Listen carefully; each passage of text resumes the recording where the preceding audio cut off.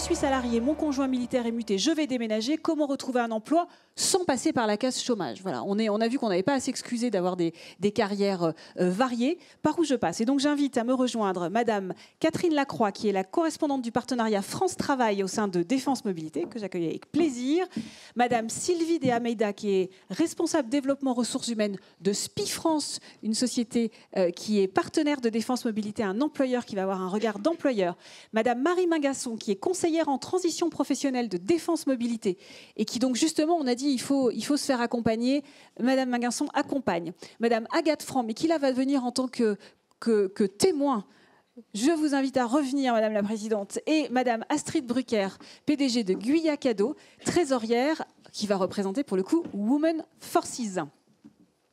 Alors, la question, c'est comment je change. Peut-être, Agathe Franc, juste poser le décor en 2 secondes. Vous, ça s'est passé comment?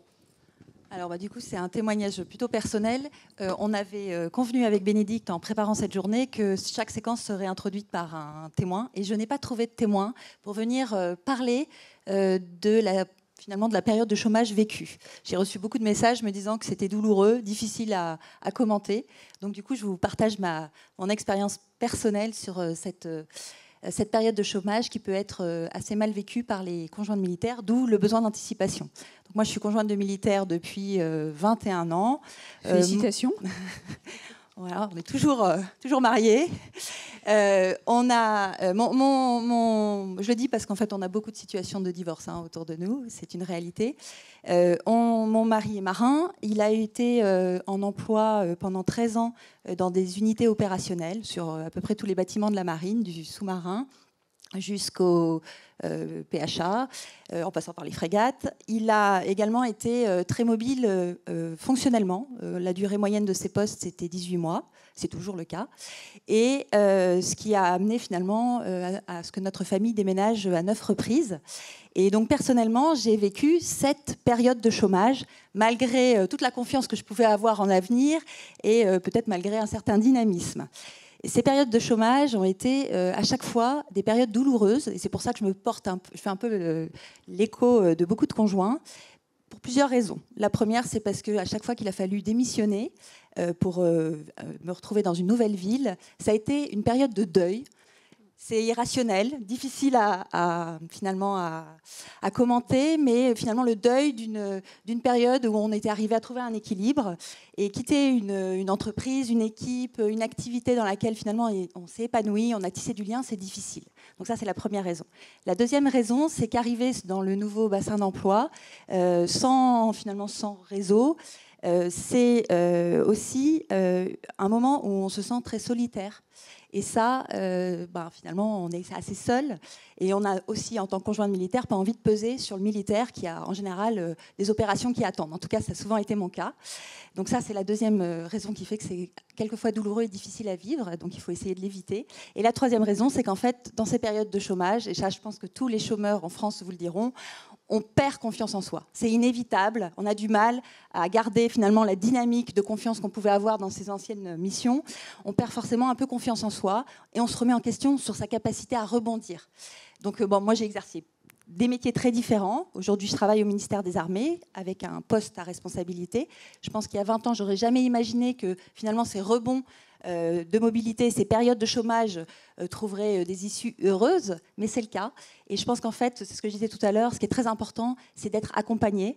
Globalement, dans tout ce parcours, ce qui m'a permis de faire les meilleurs rebonds, c'est quand j'ai été accompagnée. Alors, ou par un coach, on en parlera, Astrid en parlera, ou en me tournant vers les dispositifs de défense mobilité. Je crois que j'ai tout testé au cours de ces nombreuses années.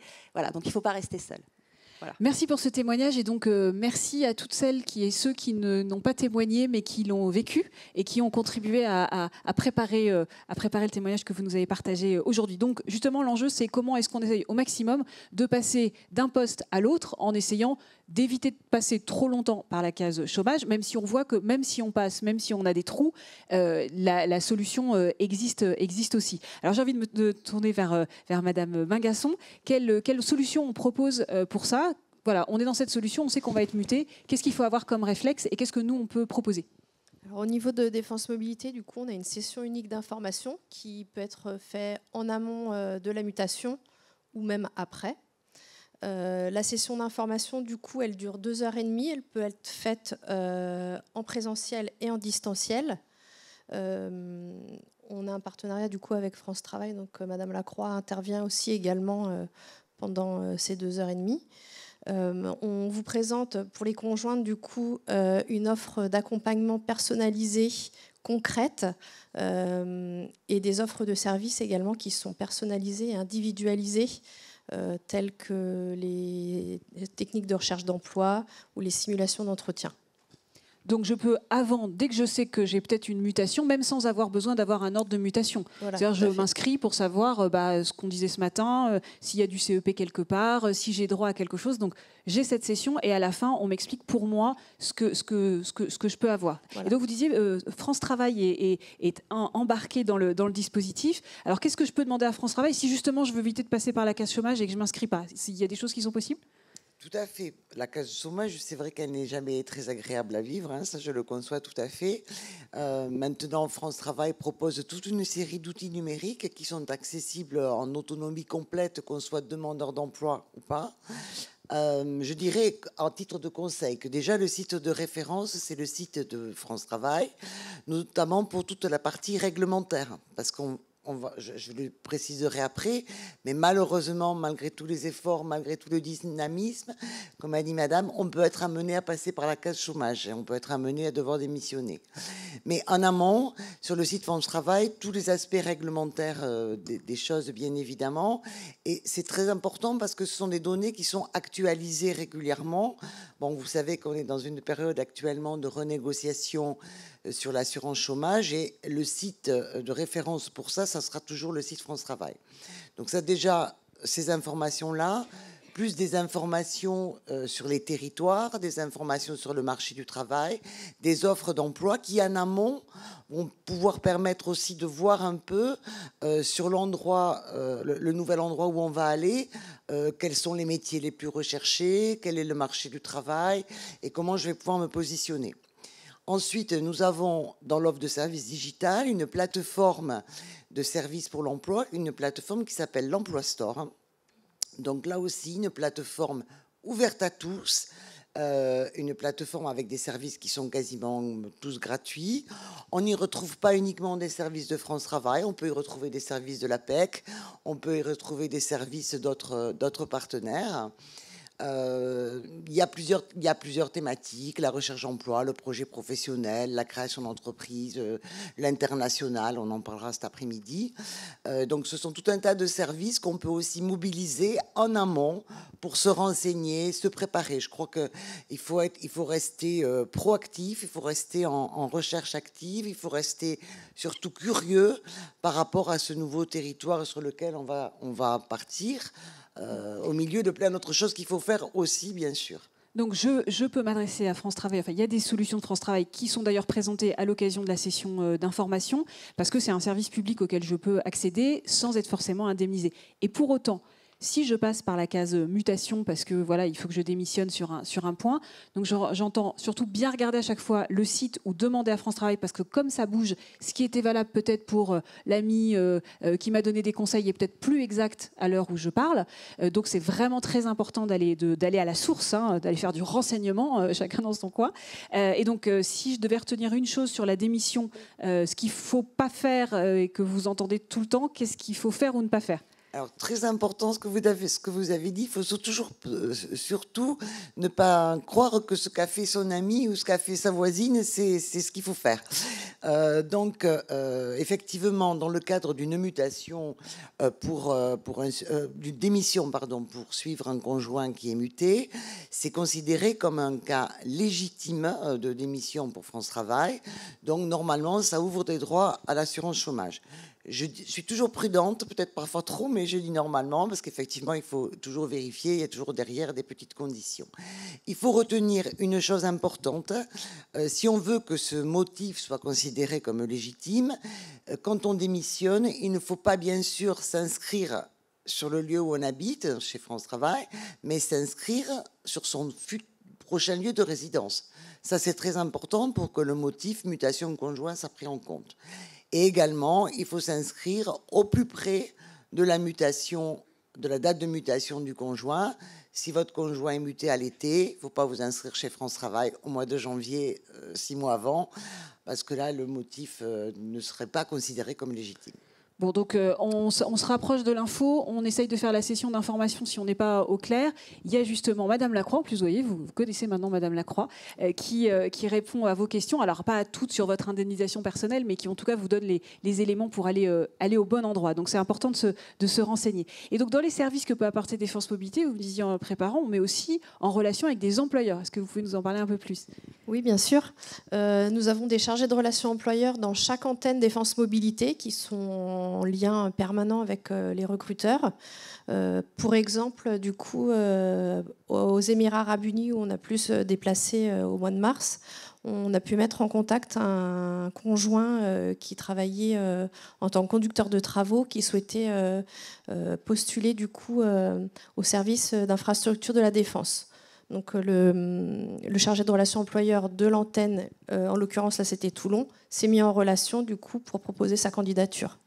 Donc Défense Mobilité a des partenaires publics et privés. On verra tout à l'heure que l'option service public, c'était peut-être moins connu avant, mais vraiment, il y a des opportunités qu'il faut saisir. Et donc, j'allais dire, on dit ça, mais est-ce que c'est vrai ? Madame De Almeida, vous représentez la structure SPI France. Vous êtes partenaire de Défense Mobilité. Vous avez participé au Salon Emploi des conjoints l'année dernière. Alors, est-ce que vous pouvez nous présenter SPI et nous expliquer que vous recrutez des conjoints ? Exactement. Alors nous sommes en effet ravis d'être partenaires de Défense Mobilité. Et alors tout d'abord, en effet, qui est SPI ? SPI est un acteur global des transitions énergétiques, industrielles et numériques. Nous sommes aujourd'hui en France près de 20 000 collaborateurs et implantés sur 400 sites. Concrètement, qu'est-ce qu'on fait ? Où est-ce qu'on peut nous retrouver ? Eh bien, dans les villes, par exemple, où on s'occupe de l'installation et de la maintenance de l'éclairage public, des bornes de recharge électrique. On nous retrouve aussi dans les activités de bâtiments. On travaille à rendre les bâtiments en termes de performance énergétique. Et on s'occupe de l'installation et de la maintenance des réseaux électriques et de climatisation. Mais nous sommes aussi présents dans le nucléaire et l'industrie, où nous œuvrons à la décarbonation et notamment on s'occupe via l'installation de centrales de photovoltaïque ou de parcs éoliens. Nous sommes aussi, on en a parlé ce matin, présents sur une activité qui est l'activité du numérique et qui est une activité porteuse où on a des activités qui travaillent sur du PC à l'utilisateur, mais qui vont jusqu'à la mise en place de data centers. Donc vous l'aurez compris, une grande diversité d'activités, de métiers, des métiers qui sont intéressants, porteurs de sens.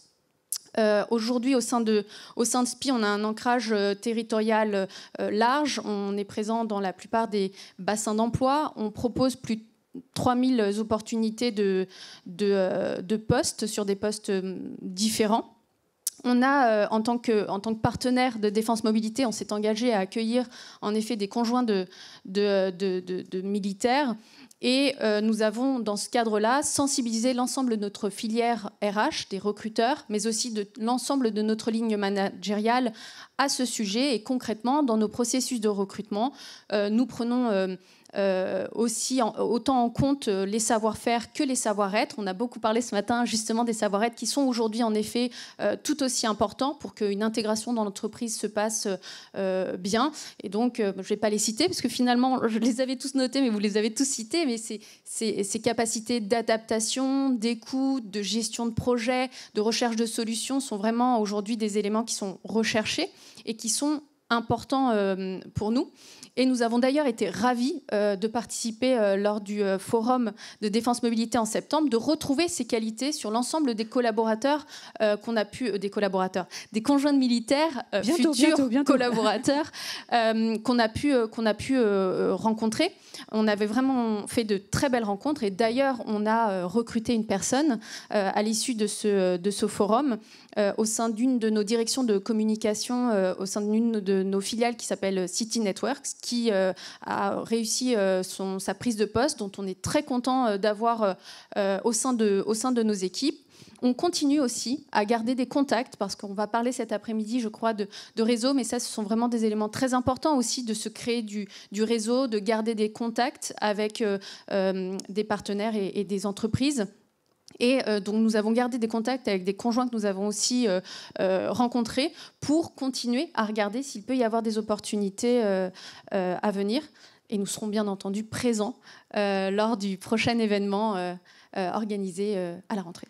Merci. Alors je rebondis sur ce que vous avez dit. Donc quand la candidature n'aboutit pas tout de suite, en fait on peut rentrer dans le vivier du recruteur. Et donc c'est important parce que même si sur le moment il a dit non pas non, mais je n'ai pas, je me garde la possibilité de vous rappeler le jour où j'ai. Et au contraire, c'est important pour un recruteur d'avoir un pool de talents à activer. Donc il ne faut pas, et surtout quand on a une empreinte territoriale comme ça, vous regardez ces opportunités. Donc merci beaucoup. Ce n'est pas nous qui le disons, c'est les recruteurs qui disent que vos talents sont reconnus et recherchés. Alors ce qu'on constate, c'est qu'il faut attraper les aides. Alors qu'est-ce que Women Forces propose justement dans ce parcours d'accompagnement? Quelle est la particularité d'un réseau d'entraide en complémentarité de ces ponts qu'on peut déjà attraper? Astrid Brucker, pardon. Oui, merci beaucoup Bénédicte, et je voudrais saluer toutes celles qui nous regardent aujourd'hui, en particulier aussi toutes les enseignes régionales qui sont connectées. Alors aujourd'hui, Women Forces, en fait, c'est non seulement le retour à l'emploi, mais pas seulement, c'est vraiment développer une carrière de façon à arriver à une indépendance financière et un épanouissement professionnel. C'est vraiment les deux moteurs aujourd'hui des conjointes de militaires. On en a déjà parlé tout à l'heure. L'épanouissement professionnel, ça permet de garder une bonne santé mentale tout au long de la vie. Et l'indépendance financière, ça permet tout simplement d'acquérir un bon niveau de vie, enfin correct, décent, et également de pouvoir avoir une retraite aussi en fin de vie, en fait. Donc c'est vraiment notre ADN. Alors maintenant qu'on a vu le pourquoi, comment on le fait, comment on y arrive, on a vu aujourd'hui toutes les aides qui sont proposées. Women Forces propose 3 aides particulièrement. Déjà, comment rejoindre la communauté de Women Forces pour toutes celles qui nous regardent? On a trois façons de faire. Donc, vous avez nos réseaux sociaux, effectivement. Vous pouvez vous inscrire sur nos pages privées, qui sont les pages LinkedIn et les pages Facebook. J'insiste un petit peu sur LinkedIn parce que LinkedIn, c'est quand même un réseau qui est probablement le seul réseau social qui perdurera et qui permet de garder une carrière tout au long de sa vie professionnelle. Le deuxième point, ça va être d'adhérer à notre association. Donc pour adhérer à notre association, il suffit de vous rendre sur womenforces.fr et puis de vous inscrire. Alors il y a une petite contribution qui est proposée, qui correspond à 1 € par mois, mais ça vous permettra en fait de pouvoir avoir accès à plein d'informations. Donc on a des newsletters tous les mois. Vous aurez aussi des offres d'emploi sur les réseaux sociaux qui y transitent. Et enfin, les 3 points concrètement qui peuvent vous aider, en fait, ça va être se voir, c'est-à-dire du présentiel. On organise des after-work régulièrement dans toutes nos régions. On a 17 régions aujourd'hui qui sont actives et chaque région organise minimum 2 after-work par an.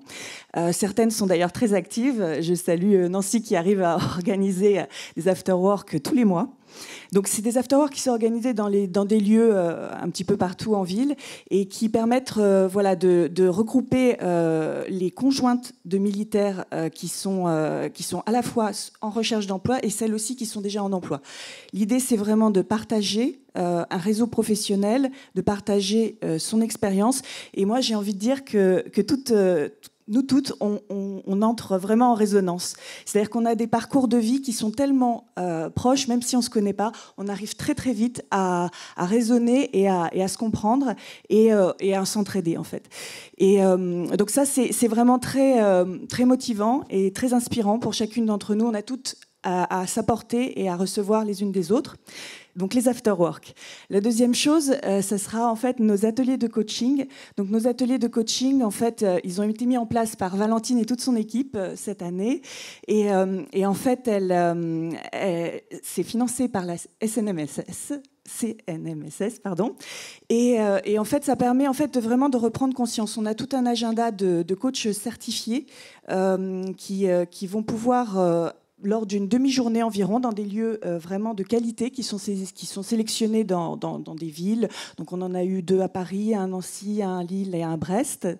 Et donc l'année prochaine, on va doubler cet accompagnement et pouvoir proposer le double de coaching. Donc c'est très important, voilà, d'avoir ce bon état d'esprit et pour pouvoir se lancer et rebondir. Et le troisième point, ça va être un réseau qui vient de se lancer avec la première promotion, qui rejoint un petit peu ce que vous disiez, c'est faire un pont entre les entreprises et les conjoints de militaires. Donc on a tout un réseau d'ambassadrices qui vient de se mettre en place grâce à Anne-Claire et son équipe aussi, qui ont effectué un formidable travail, tout comme l'équipe de Valentine, et qui en fait ont réussi à regrouper 19 ambassadrices dont le rôle en fait est de faire ce pont entre les entreprises qui ont déjà testé des femmes de militaires, où elles travaillent ou pas, et qui sont sensibilisées en fait aux valeurs de la nation et de l'armée, et qui ont envie et qui sont aussi sensibilisées aux soft skills des conjoints de militaires. On en a beaucoup parlé, donc la résilience, l'adaptabilité, la créativité. Ça, j'y reviendrai un peu après en tant que chef d'entreprise aussi, puisque j'ai la double casquette. Ce pont-là, en fait, permet aussi de diffuser des offres d'emploi pour les entreprises vers nos réseaux sociaux et vers notre communauté qui, quand même, je le rappelle, regroupe plus de 6000 membres, en fait. Donc, qui a quand même un intérêt fort. Et donc, la petite digression que je voudrais faire, c'est en tant que chef d'entreprise, moi, au fur et à mesure de mes recrutements, ça fait 17 ans, au début, on l'a dit, il y a du savoir-être, des compétences, donc du savoir-faire et des connaissances. À l'ère de l'intelligence artificielle, on voit que les connaissances, voilà, elles arrivent toutes seules. Aujourd'hui, on voit qu'aussi que les compétences se périment très très vite, en fait. Donc, il y a vraiment un enjeu d'apprendre en permanence. Et moi, j'ai envie de dire, en tant que chef d'entreprise, j'ai vraiment appris au fur et à mesure à me focaliser beaucoup sur le savoir-être. C'est-à-dire que le savoir-être, c'est le plus précieux, c'est ce qui s'apprend pas vraiment, on l'a, ou alors et ça s'apprend tout au long de la vie. Et en fait, le reste, j'ai envie de dire, mesdames, soyez confiantes, apprenez, parce que de toute façon, tous les employés aujourd'hui sont dans cette problématique d'apprendre en permanence. Donc, vous avez quelque chose de précieux, c'est ces soft skills, et je peux vous dire que les chefs d'entreprise le savent et le recherchent. Voilà. Merci beaucoup. Donc, pour résumer, on peut anticiper, on peut faire appel à un certain nombre de ponts pour favoriser l'entraide, pour faire de l'influence auprès des entreprises, pour faire des forums de l'emploi dans lesquels on s'accroche, pour aller chercher l'information sous la forme d'une session d'information et d'orientation avant, qui permet ensuite de rencontrer par exemple des employeurs partenaires, et donc de pouvoir autant que possible faire le pont d'une mutation à l'autre. Un grand merci à vous toutes, mesdames. Et puis, sous vos applaudissements,